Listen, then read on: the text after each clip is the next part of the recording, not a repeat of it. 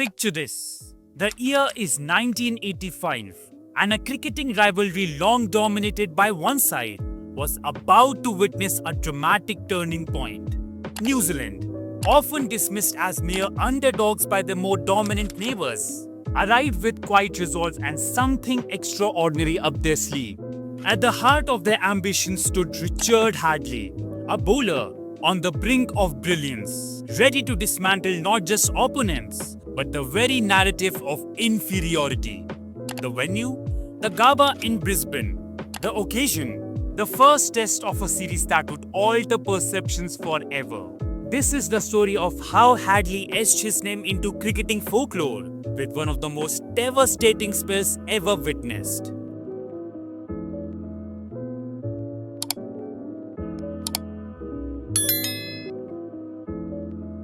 Let's rewind a bit. Australia and New Zealand, two neighbours separated by the Tasman Sea, but worlds apart in cricketing stature. Australia had dominated their little brother for decades.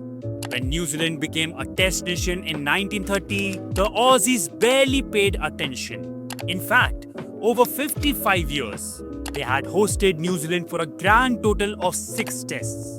The justification? The Aussies claimed New Zealand simply wasn't good enough. But by the mid-1980s, things had begun to change. New Zealand, under Jeff Howard's astute leadership, had started punching above their weight.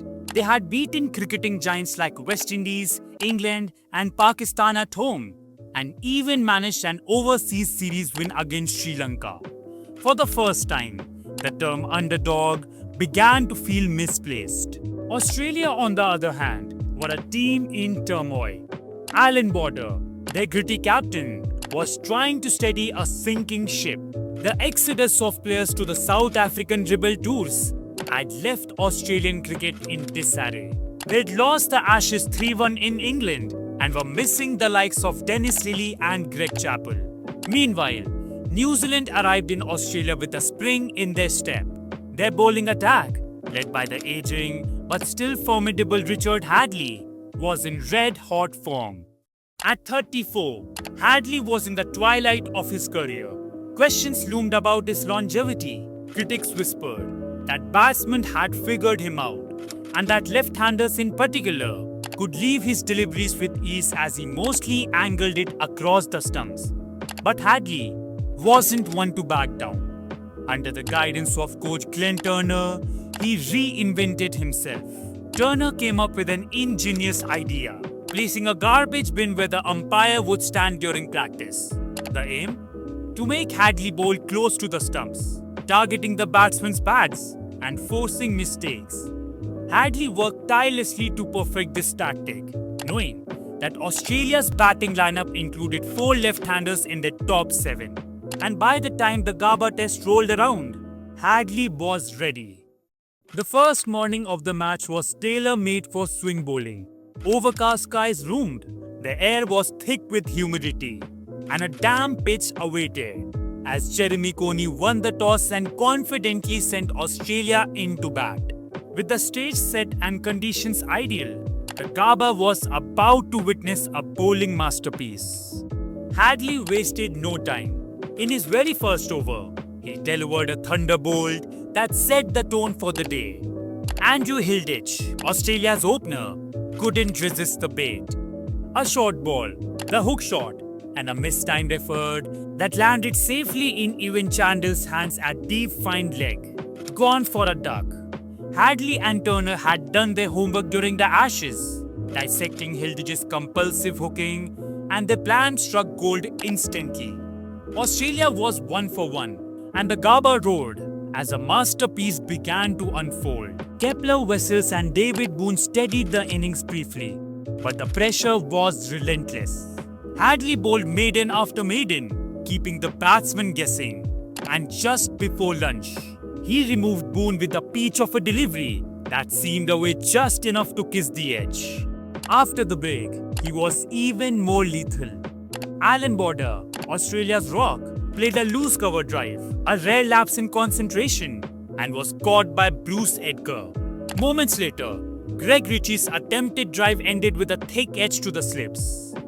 In the blink of an eye, Australia had crumbled to 82 for 4. By stumps, Australia had limped to 146 for 4, with Wessels and Wayne Phillips offering some resistance. But Hadlee had already stamped his authority, claiming all 4 wickets for just 35 runs. It was a masterclass in fast bowling, swing, seam, and control all working in harmony. If day 1 had been a battle, day 2 was a massacre. Hadlee produced an otherworldly spell, taking 5 wickets for just 17 runs in the first session. He started the day with venom, removing Wessels with a delivery that jagged back sharply to trap him LBW. Greg Matthews was undone after a torrid stay at the crease, bowled following a painful blow to the body. Wayne Phillips was next, beaten by a ball that sneaked through the gap between bat and pad, while Craig McDermott edged a sharp delivery straight into the waiting hands at slip. Richard Hadlee had taken all 8 wickets to fall, and whispers of a perfect 10 began to circulate. But fate had other plans. When Jeff Lawson mistimed a slog of Vaughan Brown, the ball went high into the Brisbane sky. Who was under it? None other than Hadlee himself. With history beckoning, Hadlee produced the ultimate act of selflessness, taking a good running catch. Hadlee told Richie Benaud in an interview about that match, "Some people have often said to me, 'Why didn't you drop it?'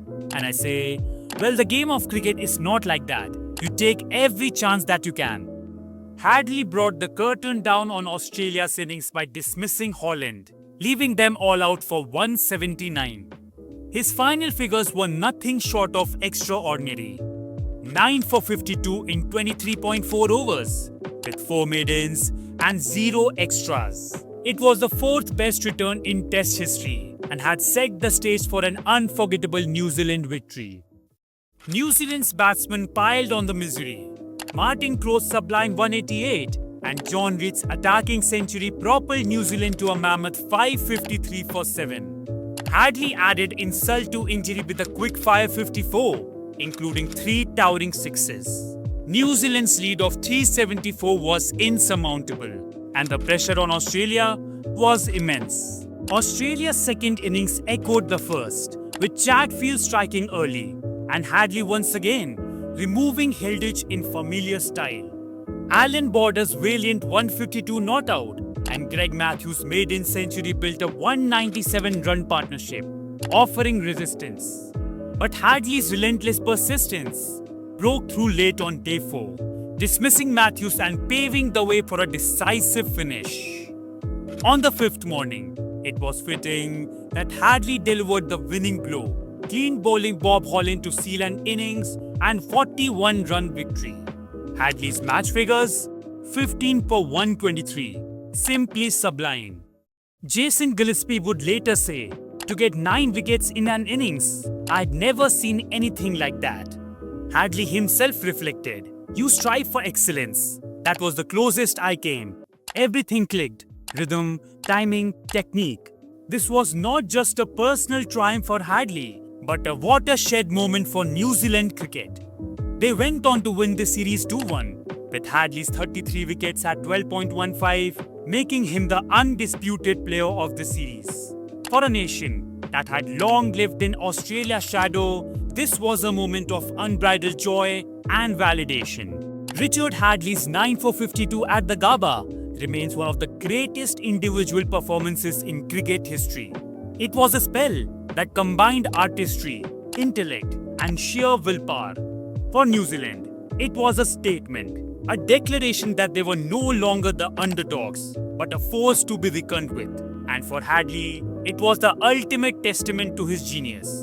The Gabba, 1985, a moment etched in eternity.